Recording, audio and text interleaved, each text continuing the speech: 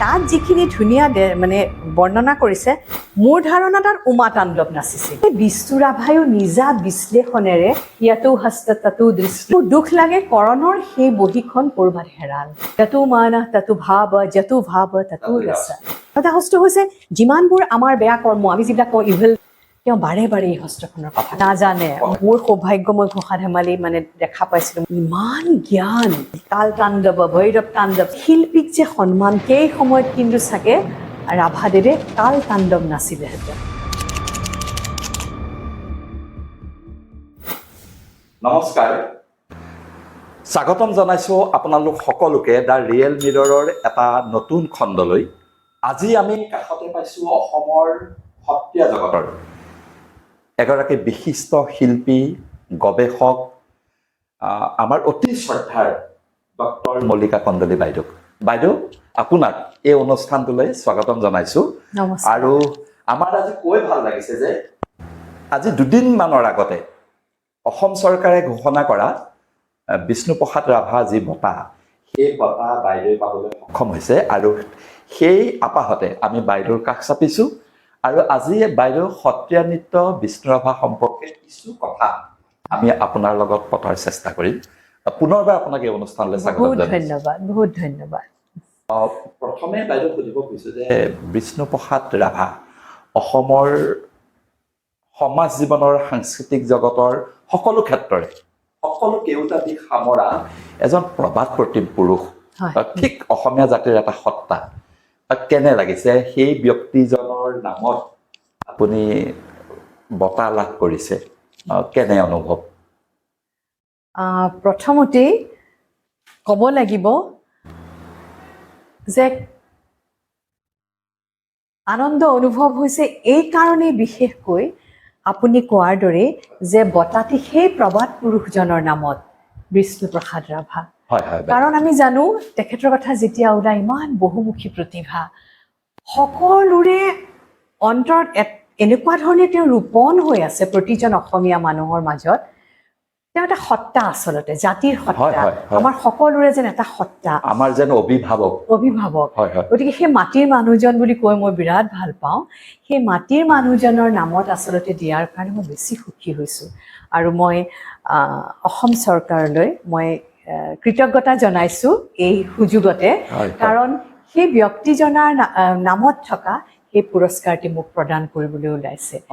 ভাল লাগিছে হয় অসমৰ প্ৰতিজন ব্যক্তি আমি যিমান জানো সচেতন ব্যক্তি বা আমি ব্যক্তিগতভাৱে আমিও আপোনাৰ এই বঁটা প্ৰাপ্তিত আমি অতি সুখী হৈছোঁ কাৰণ সঁচাকৈ আমি অনুভৱ কৰিছোঁ মৰ্মে অনুভৱ কৰিছোঁ খুব যোগ্য এগৰাকী নাৰীক এই বঁটা প্ৰদান কৰা হৈছে আৰু এই ক্ষেত্ৰত আচলতে মই ভাবোঁ আমাৰ বিশাল বাৰিধি স্বৰূপ সত্ৰীয়া নৃত্য ক্ষেত্ৰখনলৈ এটা ডাঙৰ স্বীকৃতি আপুনি কি কয় হয় আচলতে আমাৰ যিকোনো স্বীকৃতিয়ে আমি ৰাজ্যিক পৰ্যায়তে হওক বা নেশ্যনেল ৰাষ্ট্ৰীয় পৰ্যায়তে হওক যেতিয়া এটা সন্মান আহে সত্ৰীয়া নৃত্যলৈ মই ভাবোঁ সেয়া সত্ৰীয়া নৃত্যলৈ আহিছে ব্যক্তিগৰাকীলৈতো আহিছে বাৰু কিন্তু বিশেষকৈ সত্ৰীয়া নৃত্যৰ কাৰণে মই এটা খুব শুভ লক্ষণ বুলি ভাবোঁ আৰু ভাল লাগিছে কাৰণ যেতিয়া গম পাওঁ আপুনি কোৱাৰ নিচিনাই যে আপুনি সুখী হৈছে বহুজন সুখী হৈছে তেতিয়া আচলতে খুব প্ৰেৰণা পোৱা যায় কাম কৰিবলৈ কাৰণ আমি জানো মানুহ মাত্ৰে প্ৰেৰণা বিচাৰে মৰম বিচাৰে গতিকে সেই মৰমটোৱে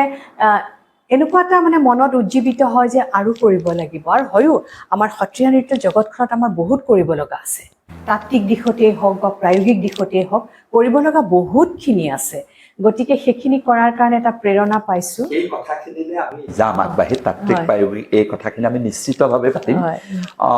আপোনাৰ মনত বিষ্ণু ৰাভা বুলি ক'লে কেনে আমি আকৌ ঘূৰি গৈছোঁ কথাটোলৈ হয়তো আপুনি বহুতৰ মুখত বিষ্ণু ৰাভা সম্পৰ্কে আপুনি পঢ়া শুনা কৰিছে আপুনি যথেষ্ট অধ্যয়নশীল মানুহ আৰু লগতে অন্যান্যজনৰ মুখতো হয়তো নিশ্চয় বিষ্ণুপ্ৰসাদ ৰাভা সেই প্ৰবাদ প্ৰতিম পুৰুষজনৰ বিষয়ে আপুনি নিশ্চয় শুনিছে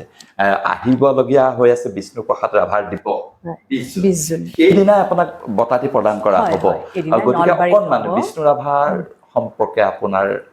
চিন্তা চেতনা মই আগতেই কৈছোঁ বিষ্ণু ৰাভা বুলি ক'লেই ভাবিব নোৱাৰা এক আবেগ আহি যায় আৰু বিশেষকৈ বিষ্ণু ৰাভা কোৱাৰ লগে লগে মই সেই তাণ্ডৱ নৃত্য পৰিৱেশন কৰা সেই বিশ্ব ৰাভাক দেখা পাওঁ আৰু আপুনি সুধিছে যে মই কেনেকৈ শুনিছোঁ মই মোৰ দুজন ব্যক্তিয়ে মোক বহুত প্ৰভাৱিত কৰিছে এই ক্ষেত্ৰত প্ৰথম কথা হৈছে মোৰ বৰপিতা আমি বৰপিতা বুলি কওঁ দেই পিতাৰ মানে ককায়েক সেই বৰপিতাৰ মুখত মোৰ পিতাৰ মুখত শুনিছোঁ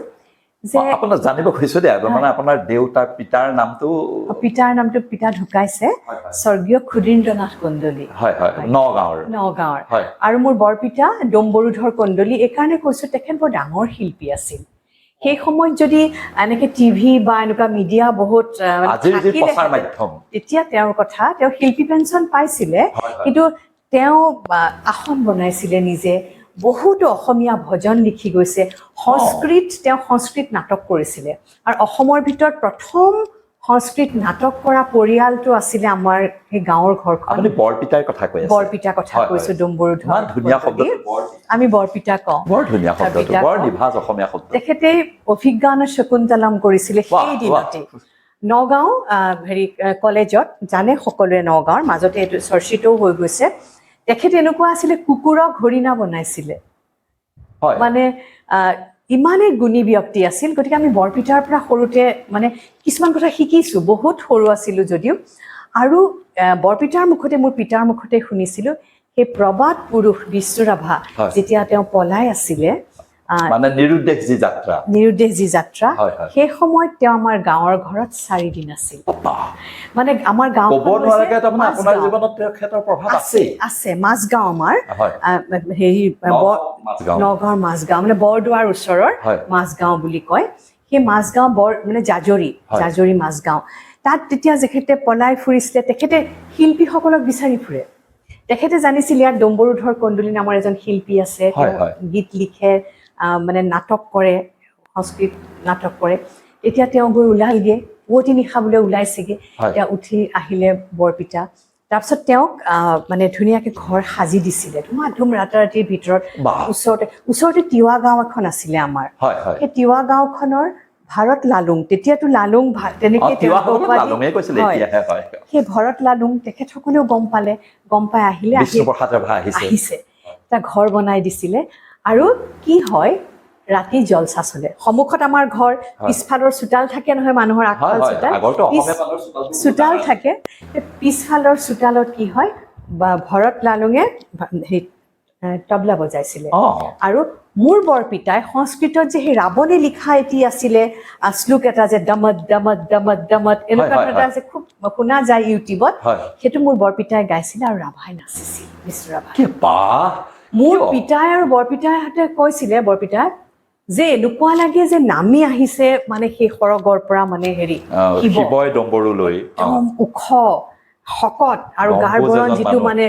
বৰণীয়া শ্যাম বৰণীয়া অলপ সেই তেওঁ যেতিয়া বোলে নাচে কি সুন্দৰ পৰিৱেশন আৰু আপুনি সেইটো জানে আপুনি নিজেও এজন নাচৰ মানুহ যে আৰু এইটো কথা মই ছাৰৰ মুখতো শুনিছিলোঁ আমাৰ অতি শ্ৰদ্ধাৰ পদ্মভূষণ যতীন গোস্বামী ছাৰৰ মুখত যে তেখেতে যেতিয়া তাণ্ডৱ বা শিৱ নাচ বুলিও কৈছিলে তেখেতে কৰণ মানে কামৰূপ ভস্ম তেওঁ কামৰূপ সৃষ্টি বুলি কৈছিলে আৰু তাত তেওঁ তাণ্ডৱ যেতিয়া নাচিছিলে তেওঁ কৰণ ব্যৱহাৰ কৰিছিলে নাট্যশাস্ত্ৰকৰণ আমি চবেই জানো চাৰি য'ত এখন হাত বা এটা ভৰিৰে যেতিয়া একদম তাণ্ডৱ লক্ষণম আৰু কৰণ আছিলে য'ত হাত ভৰি সমভাৱে চালিত হয় যেনেকৈ আমাৰ তাত্তা নিত্তা নিত্তা ধেনি আমি ক'ব পাৰোঁ হাত ভৰি সমানে চলে তেনেকুৱা ধৰণৰ নাট্যশাস্ত্ৰত বৰ্ণনা কৰা কৰণ তেওঁ নিজৰ তাণ্ডৱ নৃত্যত লগাইছিল তলপুষ্প গংগাৱৰ্তনো আছিল তেওঁ লাষ্টত মানে হাতখন ইয়াত দি ভৰি ওপৰতে উঠি যায় ঠিক আমাৰ মৈৰাই পানী খোৱাৰ নিচিনা সেইটো দি তেওঁ শেষ কৰিছিলে গতিকে মোৰ বৰপিতাই কৈছিলে তেনেকুৱা কৰণ মানে কঠিন ভংগী দি পেলাই তেওঁ নাচিছিলে আৰু একদম তন্ময় হৈ যায় যেতিয়া নাচিছিলে মানে এনেকুৱা মই অনুমান যেতিয়া কৰোঁ জোনাক নিশা চোতালত গাঁৱৰ চোতালত নাচি আছে মানে কিবা মানে ভাবিব নোৱাৰি মানে কি বুলি কওঁ কিবা যেন অলৌকিক মানে পৰিৱেশ তাৰপিছত সেয়া মোৰ পিতাৰ মুখত শুনিছিলোঁ মানে মোৰ বৰপিতাৰ মুখত আমি তেতিয়া একেবাৰে সৰু মানে জন্মই হৈছোঁ নাই নাজানো আৰু মুঠতে মানে হেৰিয়ে কৈছিলে কাৰণ মোৰ 65 জন্ম 65ত তাৰপিছত সেয়া গ'ল তাৰপাছত মই গোস্বামী ছাৰৰ পৰা যতীন গোস্বামী ছাৰৰ পৰা বহুত শুনিছোঁ তেওঁৰ বিষয়ে আৰু ছাৰে কেনেকৈ বজাইছিলে তাণ্ডৱ নাচোতে গোস্বামী ছাৰে তাত যিখিনি ধুনীয়া মানে বৰ্ণনা কৰিছে মোৰ ধাৰণা তাত উমা তাণ্ডৱ নাচিছিল কাৰণ বিৰাট পাৰ্বতী আহিছে ধুনীয়া লাস্য গীত গৈছে মানে তেওঁ খুব সুন্দৰ লাস্য অভিনয় কৰিছিলে বুলি গম কৰিছিলে গতিকে লাস্যটো মানে বিষ্ণু ৰাভাৰ সাংঘাতিক ইমান শকত মদগজ মানুহজনো লাস্য নৃত্য যেতিয়া পৰিৱেশন কৰে ৰতি পাৰ্টটো কৰে মানে খুব মোহনীয় হয়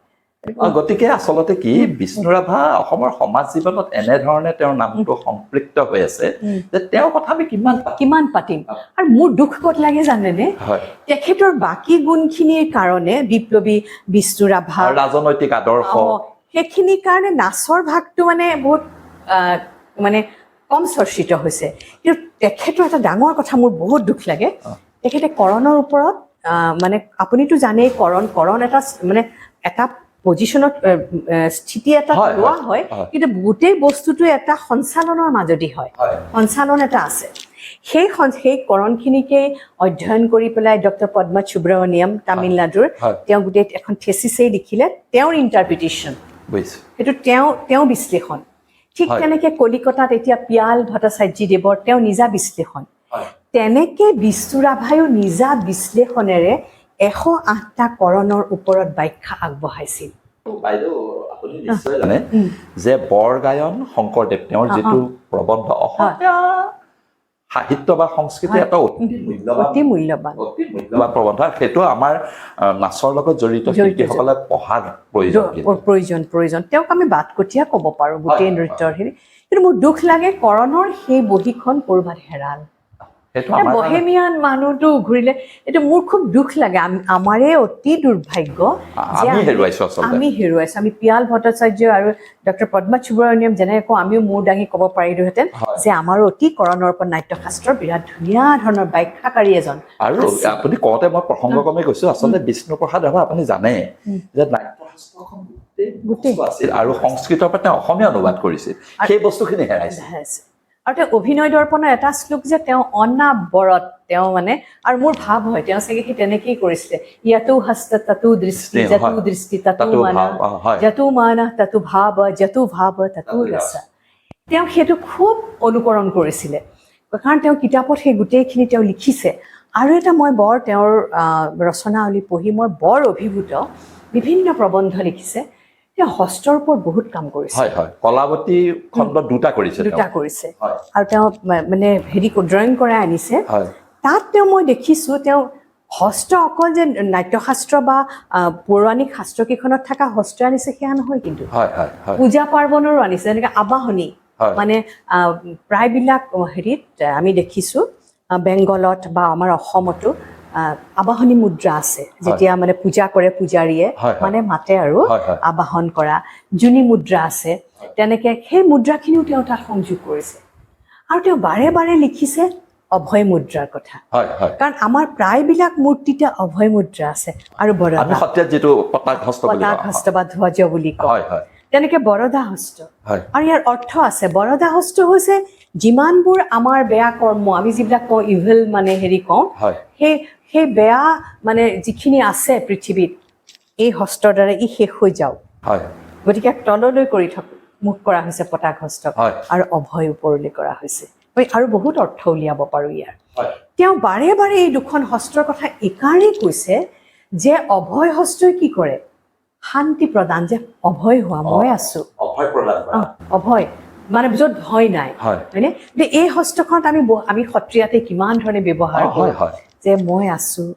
আসন গ্ৰহণ কৰক অন্য মই বাদেই দিছোঁ আমাৰ প্ৰথম নাচৰ স্থিতি প্ৰকৃতি উৰা পুৰুষুৰাটো আছেই এই হস্তখন আমি কি কওঁ ৰবা ৰবা ৰবা মানে কি ৰবা অৰ্থটোৱে কি ৰবা ময়ো যাম বা ময়ো আছোঁ হয়নে বিভিন্ন অৰ্থ বুজায় হ'ব হ'ব হ'ব হ'ব মানে পজিটিভ বা তথাস্তু মানে যোগাত্মক এখন হস্তই অভয় হস্তই কেৱল যোগাত্মক কথা কয় তেওঁ বাৰে বাৰে এই হস্তখনৰ কথা কৈছে এটা মানে কথা আহিছে বহুতে বিষ্ণুপ্ৰসাদ ৰাভাৰ যে সত্ৰীয়া নৃত্য ক্ষেত্ৰখনলৈ বিৰাট অৱদান আছে আৰু নাজানে প্ৰথম অংকীয়া নাট শংকৰ গুৰুজনাৰ ৰুক্মিণী হৰণ তিনিচুকীয়াত যে প্ৰাগজ্যোতি কলা পৰিষদত বিষ্ণু ৰাভা ৰকেশ্বৰ যতীন গোস্বামী ছাৰ ৰকেশ বৰবায়ন যতীন গোস্বামী ছাৰ এইটো গোটেই নিৰ্দেশনাটো আছিলে বিষ্ণুপ্ৰসাদ ৰাভাৰ আৰু বিষ্ণুপ্ৰসাদ ৰাভাই আচলতে অসমৰ প্ৰতিখন সত্ৰলৈ গৈ পেলাই নৃত্য গীত ভাওনা আৰু বাদ্য তালবোৰ বিভিন্ন তাল তেওঁ সংগ্ৰহ কৰিছে এই কথাটো আমাৰ বহু দৰ্শকে নাজানে আজি আপোনাৰ লগত কথা পাতোতে মোৰ মনত পৰিহে মই কথাখিনি তুলিলো সঁচা কথা কৈছে আপুনি তেওঁ লিখা কথা আছিল আৰু তেওঁ ঘোষা ধেমালিৰ কথা বৰ ধুনীয়াকে লিখিছে তেওঁ ইচ্ছা আছিল কাৰণ ঘোষা ধেমালি আপুনি জানেই মোৰ সৌভাগ্য মই ঘোষা ধেমালি মানে দেখা পাইছিলো মোৰ গৱেষণাৰ কালত সত্ৰত শ্ৰী শ্ৰী উত্তৰ কমলাবাৰী সত্ৰত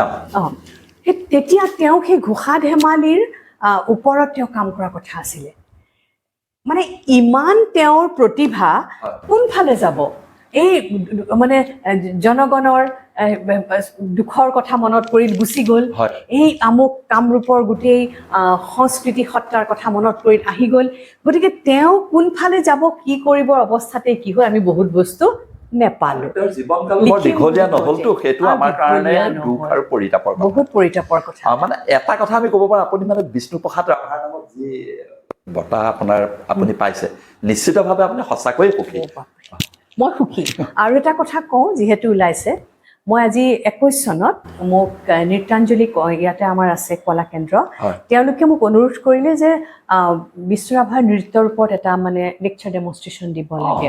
এইটো ইউটিউবত আছে তেতিয়া মই তেওঁৰ বিষয়ে মানে তেওঁৰ নাচো চালো যিখিনি আছে আৰু গোটেই অধ্যয়ন কৰিছিলোঁ ভালকে তেতিয়া মই অভিভূত মানে ইমান জ্ঞান গোটেই ভাৰতীয় নাট্যশাস্ত্ৰ অভিনয় দৰ্পণ সংগীত ৰত্নাকৰৰ ওপৰত প্ৰভূত তেওঁৰ জ্ঞান বিনিয়োগ কেনেকৈ হয় আৰু তাণ্ডৱক চাব দেই তাণ্ডৱৰ তেওঁ ভাগ কৰিছে চব জানিছিল কাল তাণ্ডৱ ভৈৰৱ তাণ্ডৱ চব জানিছিল কেনেকুৱা লাগে এটা কথা ভাবি আৰু শিল্পীক যে সন্মানটো নিজে যে একদম প্ৰাণৰ শিল্পী তেওঁ সেইকাৰণে শিল্পীক মানে এনেকুৱা মৰ্যাদা দিছিলে মই তাত হেৰিতে পাইছিলোঁ তেওঁৰ পুথিতে পাইছিলোঁ তেওঁৰ বিষয়ে লিখা বিষ্ণু ৰাভা এতিয়া কিমান ৰাতি কি হ'ল এবাৰ ইয়াতে অসমৰে কোনোবা ঠাইত ডাঙৰ এখন মানে সাংস্কৃতিক অনুষ্ঠান আয়োজন কৰিছে তাত আবৰ ভাইসকলকো মাতা হ'ল তেওঁলোকৰ নৃত্য পৰিৱেশন কৰিব সময় গৈ আছে তেওঁলোকক উদ্যোক্তাসকলে নাচিব দিয়া নাই গৈ এটা সময়ত ক'লে যে আপোনালোকৰ নাচ আজি নহ'ব সময় নাই ৰাভাদেৱে গম পালে আহি তেওঁ ক'লে যদি আবৰ ভাইসকলক তোমালোকে এতিয়া নাচিব নিদিয়া আজি মই অকলেই মঞ্চত তাণ্ডৱ নাচিম মোৰ ভাৱ হয় জানেনে সেই সময়ত কিন্তু চাগে ৰাভাদেৱে কাল তাণ্ডৱ নাচিলেহেঁতেন কৈছিলে মই কাল তাণ্ডৱ ৰৌদ্ৰ তাণ্ডৱ নাচিলেহেঁতেন ৰৌদ্ৰ তাণ্ডৱো মানে তেওঁলোকক কিয় বিমুখ কৰিব গতিকে তেওঁৰ কাৰণে তাৰমানে মই এইটো চেতনা সমৃদ্ধ আৰু প্ৰতিবাদৰ তেওঁৰ নৃত্যক প্ৰতিবাদৰ এটি আহিলা হিচাপে লৈছে আপুনি এইটো খুব এটা গুৰুত্বপূৰ্ণ কথা মিডিয়ামটো তেওঁ নৃত্য হিচাপে লৈছে মানে ৰাভাৰ কথা ক'লে কৈ থাকিব পাৰি ইমান বিশাল বিষ্ণু ৰাভা বঁটা পোৱাৰ পাছত আপোনাৰ নিশ্চয় সত্ৰীয়া নৃত্য ক্ষেত্ৰখনৰ দায়িত্ব বাঢ়িল যদি ভগৱানে স্বাস্থ্যটো গুৰুজনাই স্বাস্থ্য ভালে ৰাখে সকলোৰে আশা আছে মৰম আছে আৰু গতিকে আপুনি সদায় নতুন হৈ থাকিব নতুন নৃত্য নতুন চিন্তা কৰিব ন ৰূপে উদ্ভাসিত হ'ব এই আশাটো আমি কৰিছোঁ সকলোলৈকে আন্তৰিক কৃতজ্ঞতা জনাইছোঁ শেষত আপোনাৰ সুস্বাস্থ্য কামনা কৰিছোঁ সদায় ভালে থাকক নমস্কাৰ